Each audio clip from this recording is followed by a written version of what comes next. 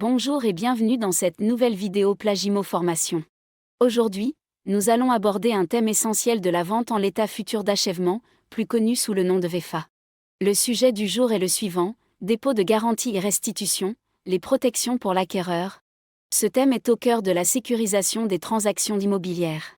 Il illustre parfaitement l'équilibre recherché par le législateur entre la protection de l'acheteur et la garantie donnée au promoteur. Le dépôt de garantie correspond à la somme que l'acquéreur verse au moment du contrat préliminaire, aussi appelé contrat de réservation.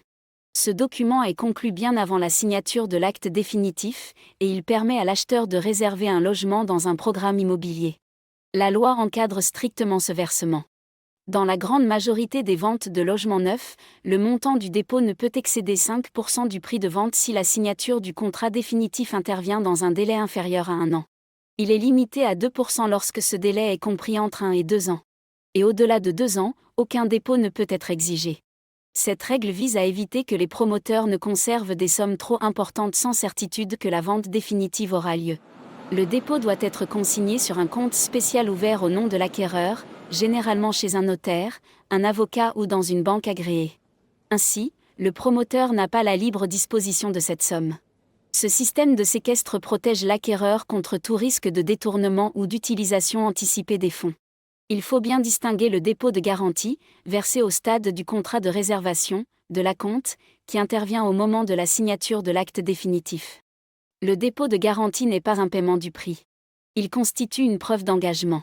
L'acompte, en revanche, vient en déduction du prix de vente et n'est pas remboursable sauf cas prévu par la loi.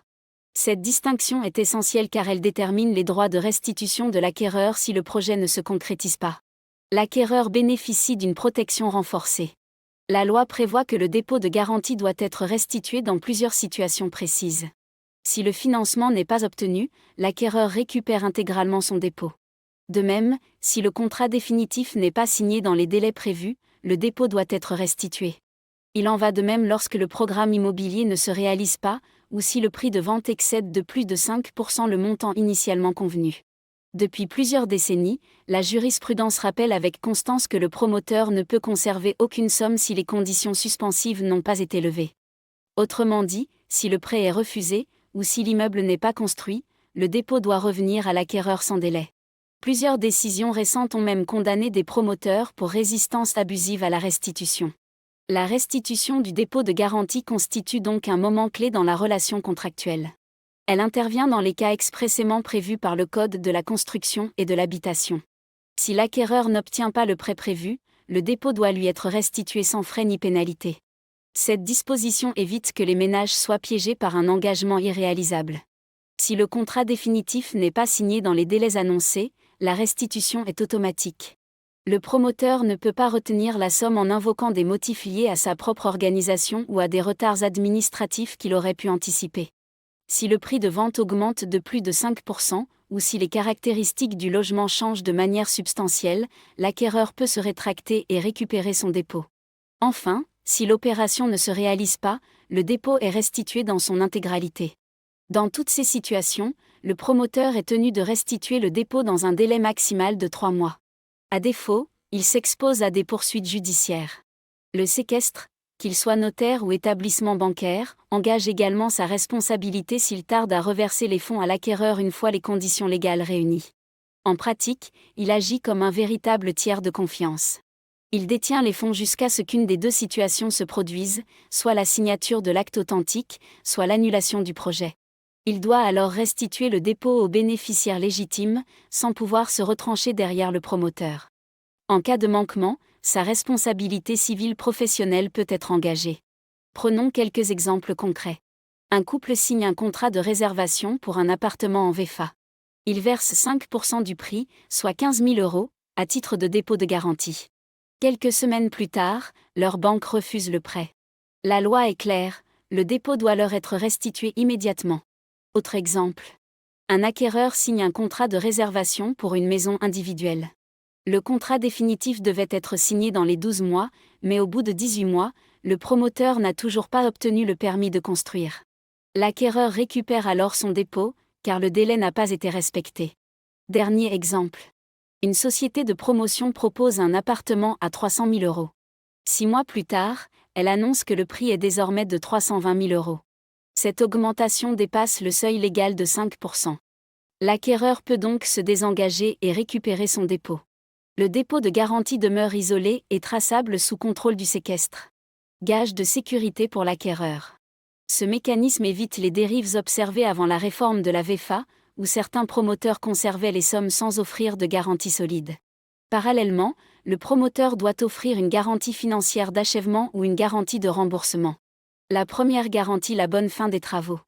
La seconde assure la restitution de toutes les sommes versées si le chantier ne démarre pas. Ces garanties, exigées par la loi, protègent l'acquéreur contre les risques de défaillance du promoteur, de faillite ou de non-livraison. Elles sont généralement délivrées par une banque ou un organisme d'assurance, et leur existence doit être mentionnée dans le contrat de réservation puis dans l'acte authentique. Il faut aussi savoir que le dépôt de garantie n'est pas obligatoire. Certains promoteurs acceptent de signer un contrat de réservation sans versement initial, notamment dans les programmes à forte demande. Mais lorsque le dépôt est demandé, l'acquéreur doit impérativement vérifier l'identité du dépositaire, le numéro du compte séquestre et le mode de restitution prévu au contrat. Autre précaution souvent négligée, le délai de rétractation. Même après avoir versé un dépôt, l'acquéreur dispose de 10 jours calendaires pour se rétracter sans motif et sans pénalité. Dans ce cas, le dépôt est restitué intégralement, quelle que soit la raison. Cette disposition, d'ordre public, protège l'acheteur contre toute décision précipitée. Dans la pratique, certains litiges naissent d'une simple erreur administrative. Un virement mal libellé, un compte séquestre mal identifié, ou une demande de restitution adressée au mauvais interlocuteur peuvent retarder le remboursement de plusieurs semaines. C'est pourquoi il est recommandé d'envoyer la demande de restitution à la fois au promoteur et au séquestre, avec les pièces justificatives, lettre de refus de prêt, copie du contrat, et relevé d'identité bancaire pour le virement. Le dépôt de garantie joue donc un rôle fondamental dans la confiance entre les parties. Il permet au promoteur de s'assurer du sérieux de l'acquéreur. Mais il constitue surtout une protection pour ce dernier, qui bénéficie d'un cadre légal et jurisprudentiel solide. L'acquéreur sait que son dépôt est sécurisé, bloqué et restitué dans tous les cas où l'opération ne se concrétise pas. C'est un gage de transparence et de sécurité dans les transactions immobilières. À retenir pour les acquéreurs. Pour bien retenir l'essentiel, gardez ces quelques réflexes simples en tête. Avant tout, ne versez jamais votre dépôt directement au promoteur. Il doit toujours être placé sur un compte séquestre, ouvert au nom de l'acquéreur, chez un notaire, un avocat ou un établissement agréé. Pensez aussi à vérifier que le montant correspond bien au délai prévu avant la signature de l'acte. Pas plus de 5% si la signature intervient dans l'année. 2% si elle est prévue entre 1 et 2 ans. Et rien du tout au-delà. Ensuite, conservez soigneusement tous vos justificatifs, les courriers, les lettres de refus de prêt, les attestations bancaires et la copie du contrat de réservation. Ces pièces seront vos meilleures preuves en cas de désaccord. Si le projet est annulé, si le financement est refusé, ou si le prix augmente de manière excessive, demandez sans attendre la restitution de votre dépôt. Faites-le par courrier recommandé, pour que votre demande ait une valeur légale.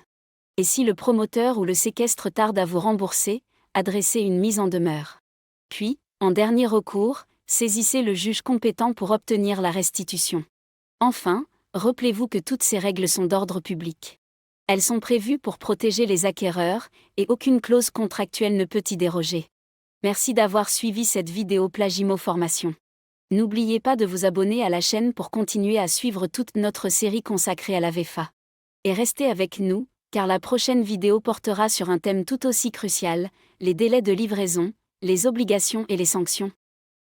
Remplissez notre formulaire de contact. Pour découvrir nos programmes VEFA en cours. Plus de 200 résidences neuves. Partout en France métropolitaine. Scannez-moi. Et rejoignez l'univers Plagimo.